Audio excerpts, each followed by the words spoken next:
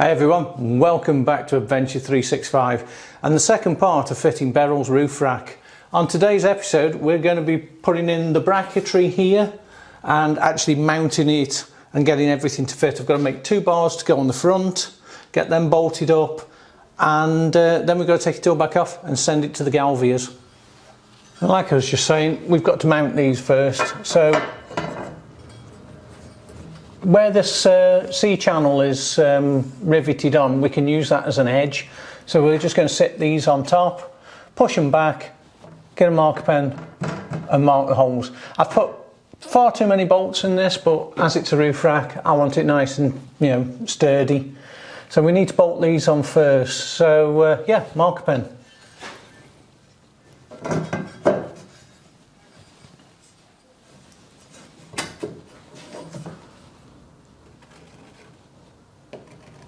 So I'm going to do the same on the other side as well.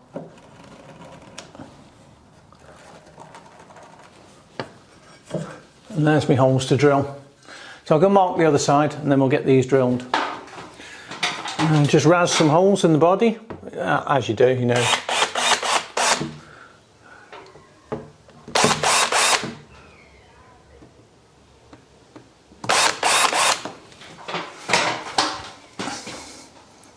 Like I say, got to do these on both sides.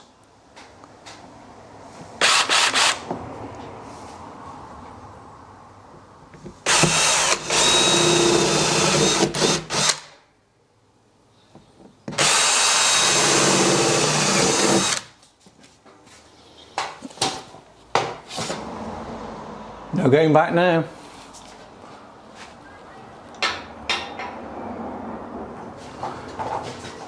So we're just temporarily fixing these on.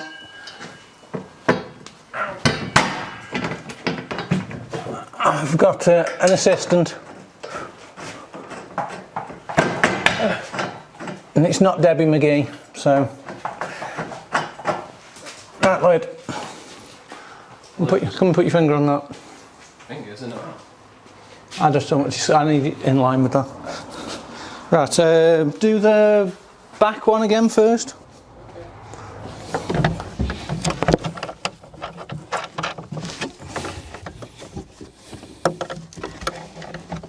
Go on then.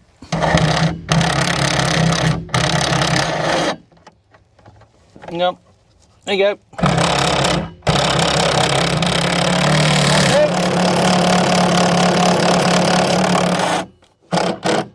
That'll do it.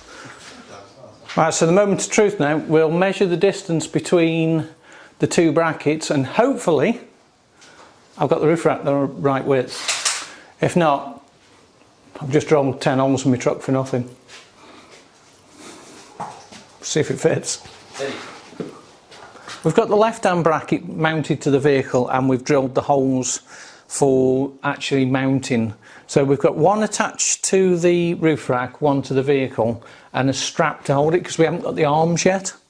So me and Lloyd are going to try to mount this without either smashing the windscreen or wrecking the bonnet, hence all the covers over the bonnet. So do you want to go that side? Because that side's going to need the least amount of lining up. And have you got a nut? You were on the... Well, no, you'll need a nut. Oh, no. At least one. Carry it round first. Carry it round. I could actually put it on the bonnet, it should be fine.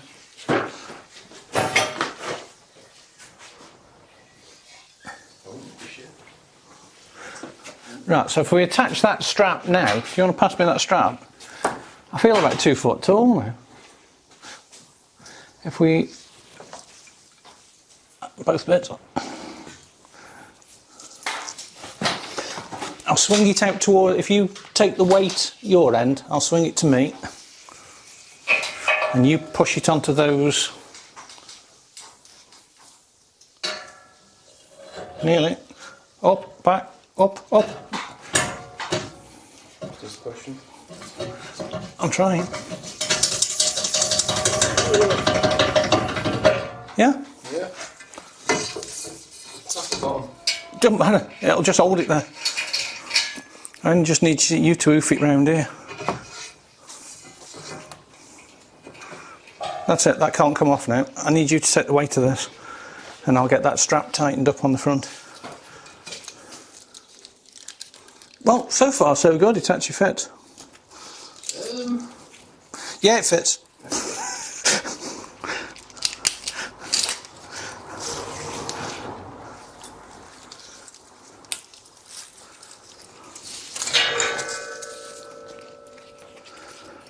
Don't be bad-mouthing the quality of the fit.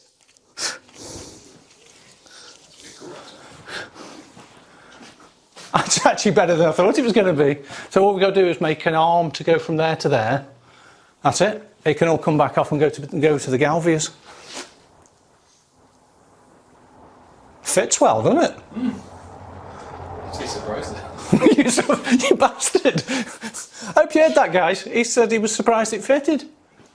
Usually it goes on, then we have to adjust it. That looks really cool. That finishes the truck off. So there you go. It's actually on. We've had a play around with it off camera with some of the spacers, because we've had to put some spacers in the uprights. If you can see, there's a bit of a standoff. Let me just in this bit here.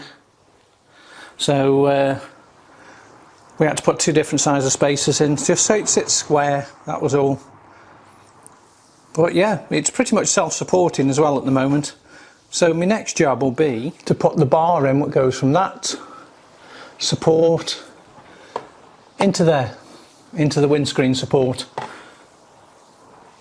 So literally I've got to cut 2 bars and weld a tab on one of them. That's it.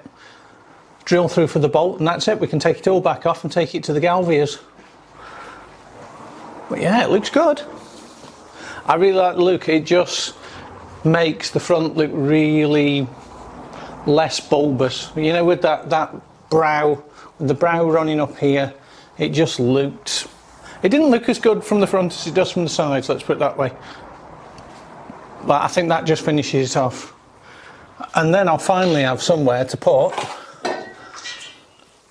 Beryl's number plates going up there. So that's going on there.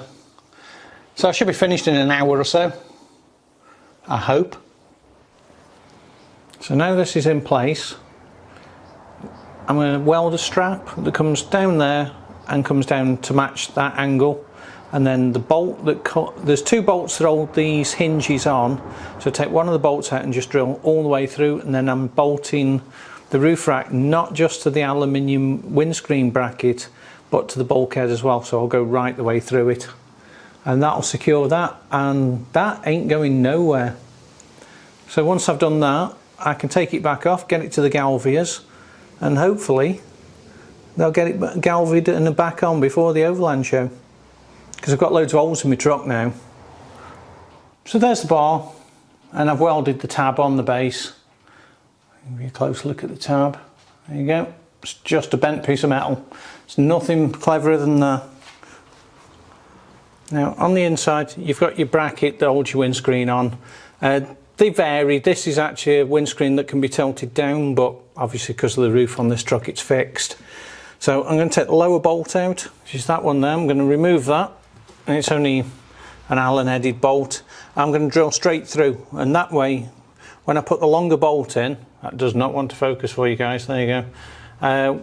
When we put the longer bolt through, it goes through the bulkhead and the bracket, so it ties everything together. Well, that's the first bar in and bolted into place. Ended up having to take this out. Let me turn the ISO up for you guys, it's a bit dark that. There you go. I had to take this out because of I'd actually helicoiled these, and you try drilling through a helicoil, it doesn't like it, so I had to get that out. So I ended up taking it off completely, but the yeah, it's all in. Just got to drill the other side, so I'm going to have to do the same on there.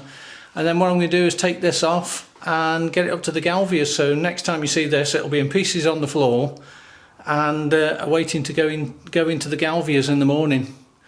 So I will speak to you in a bit. Well, I lied a little bit. It is in pieces on the floor, but it's back from the galvias, and it took them a couple of days. So literally it's a couple of days later. Now what I've just done is, as this has just come back from the galvias, is I've deburred the holes. So just run the drill through, because when you've had anything galvied, the holes, the drill holes always end up a bit smaller because they've got a layer of galvy in. So as you can see, I've just drilled out all those holes, and I've made some rubber pads to go on the back to help seal them. So nothing else for it now, but put this on. And just a quick side note, I've just been and got a big bag of stainless nuts and bolts for the hardware. Rather than using zinc plated or anything like that, I'll go straight for stainless.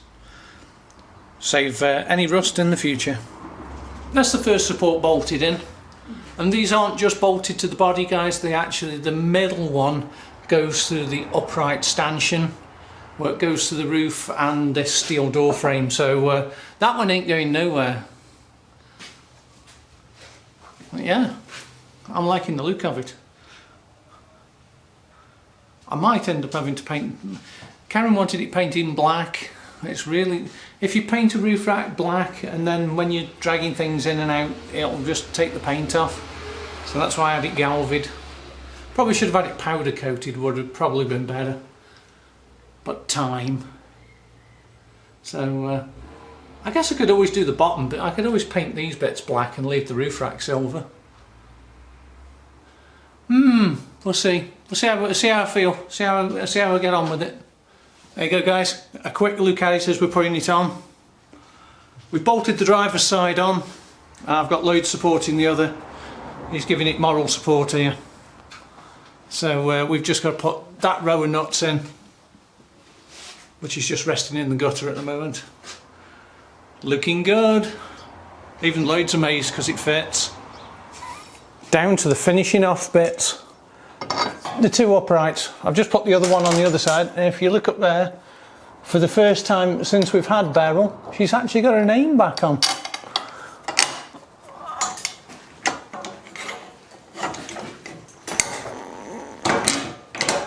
Oh, that's tight. I wonder if I've got those mixed up, because that should not be that tight. I might have the wrong side on. Got it on camera, I've made a mistake. That is the wrong side. That must be the driver's side, because that is way off.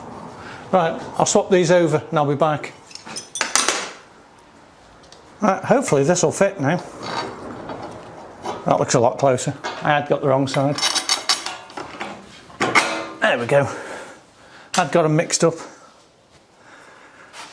It's a good job I got them mixed up and they just didn't fit.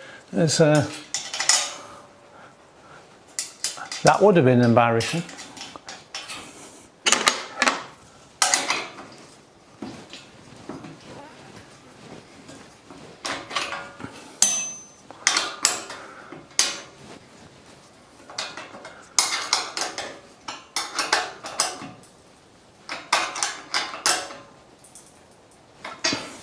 Right, I've just got to put a nut on there and I'm done. I just need to bend a washer over so that it fits. I'll show you what I've actually done.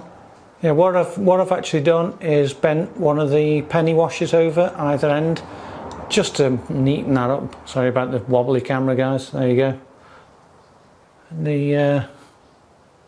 Just to make that just look a bit neater. Finally done. I think that looks fairly spectacular. I love that. And I like the fact Beryl's finally got a name there. It's been a while. It's been a couple of years building them and we're so close to... Well, I don't think you're ever finished, are you? I think that's the problem, they're never finished. You come up with an idea to put an expedition roof rack on it. There you go, all done.